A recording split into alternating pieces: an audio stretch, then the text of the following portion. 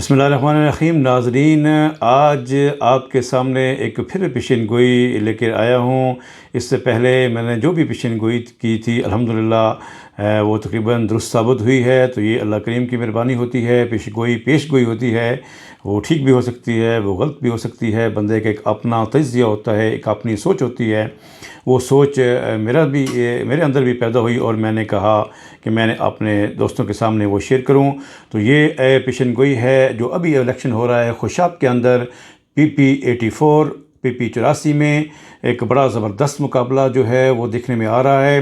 اس سے پہلے وارث کلو مرحوم یہاں پہ MP تھے جن کا تعلق پاکستان مسلم لیگ نون کے ساتھ تھا، اور ان کی وہ دنیا سے وہ پردہ فرما گئے، دنیا سے وہ چلے گئے، ان کا انتقال ہو گیا، اور اس کے بعد یہ جگہ سیٹ جو ہے یہ خالی ہو گئی تھی، اور اب اس پہ بڑا کانٹے دار قسم کا مقابلہ جو ہے وہ سامنے آ رہا ہے، اور مختلف پارٹی کے لوگ جو ہیں وہ یہاں پہ الیکشن لڑ رہے ہیں، جس میں امجد رضا ہیں، وہ ہیں ان کا انتخابی نشان بالٹی ہے، آزاد امیدوار ہیں، اورنگزیب صاحب ہیں اور ان کا انتخابی نشان جو ہے وہ رنگ ہے، وہ بھی آزاد امیدوار ہیں۔ حافظ محمد اصغر، یہ تحریک لبیک پاکستان سے ان کا تعلق ہے اور ان کا انتخابی نشان کرین ہے۔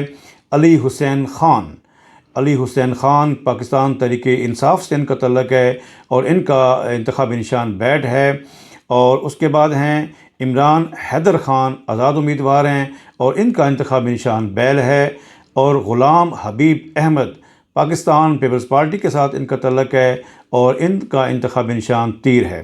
محمد الیاس اوان، انتخابی نشان گھڑا، آزاد امیدوار ہیں۔ محمد معظم شیر، انتخابی نشان بھی شیر ہے، اور یہ پاکستان مسلم لیگ نون کا ان کے ساتھ تعلق ہے، اور یہ وارث کلو صاحب کے جو فوت ہو گئے تھے، جو پہلے MP تھے، ان کے بیٹے ہیں۔ تو اس کے بعد آخر میں ہیں نسیم عباس خان، یہ بھی آزاد امیدوار ہیں اور ان کا انتخابی نشان جو ہے وہ چھترا ہے۔ تو ناظرین، تقریباً 9 امیدوار ہیں، ایک سیٹ ہے، مقابلہ کانٹے دار ہے۔